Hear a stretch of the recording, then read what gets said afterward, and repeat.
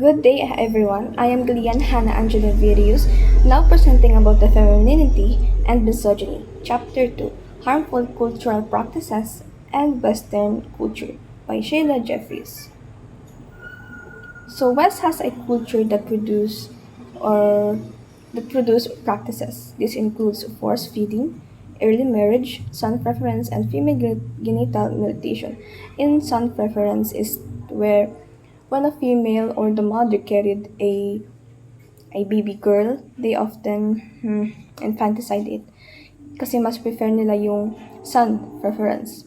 And in some instances, women in West are often na nagkakaroon ng early marriage or pinagpa-partner sila sa ibang mga lalaki sa society at nagkakaroon ng agreement about their relationship and they are forced to be married. And sa female genital mutilation is where they are controlling the woman's ability or controlling their own fertility. The idea of beauty is sometimes that women should embody force man's sexual excitement, either natural, it is deeply ingrained in Western culture. So sinasabi nila na sa West is yung mga practices na yun is the idea of beauty. But it is indeed for men's sexual excitement and not for the benefits for the women because these practices are basically or generally harmful to women. The notion of harmful cultural practices is based on the idea that the culture can enforce and that women and girls are not free agents to able to pick and choose. So the myth of choice, Western bias, beauty practices frame as a freedom of choice. Sinasabi sa kultura nila na yung mga practices daw na yun is pwede siyang maging choice or choice ng isang babae para gawin.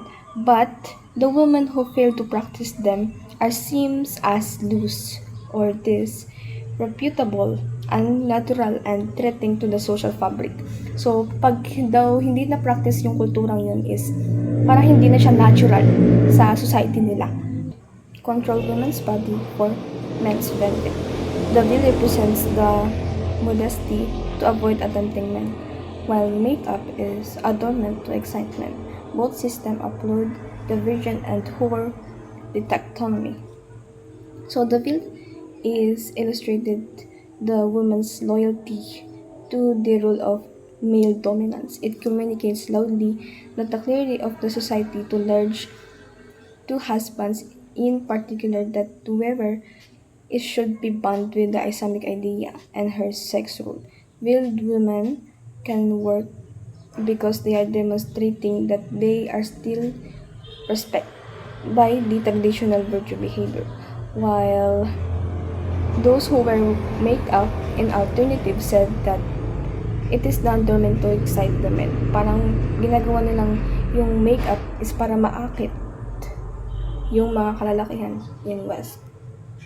At both ay nag-represent siya ng virginity and war.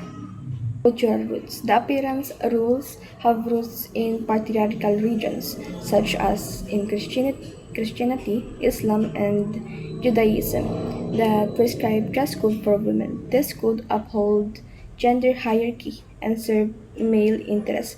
So, hindi lang about sa culture na isang society na pa-practice yung mga ganitong harmful effects or harmful practices sa mga kababaihan.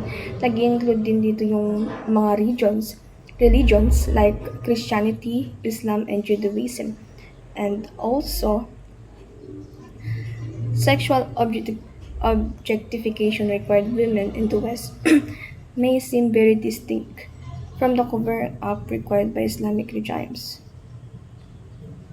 So they argued that these stereotypes, roles for sexes, they originate in the subordination of women and are for the benefit of men.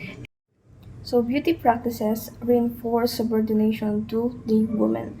According to ruthless, their unpaid labor and beauty exploitation hurt women's citizenship, gendered appearance, norms sustain male dominance. So, yung mga practices na to such as female genital mutilation, honor killings, or other form of cultural practices brutalize the female body. And these practices sustain the male dominance. In order to alter this culture by the West, the NU concept of harmful cultural traditional practices is aimed to identify those practices that are culturally conned or form of violence against women and children. The implication of recognizing the Western beauty practices as harmful cultural practices is that governments will, are required by UN Convention on Elimination of All Forms of Discrimination Against Women, need alter social attitudes which underlie them. So that's all. Thank you for listening and take care.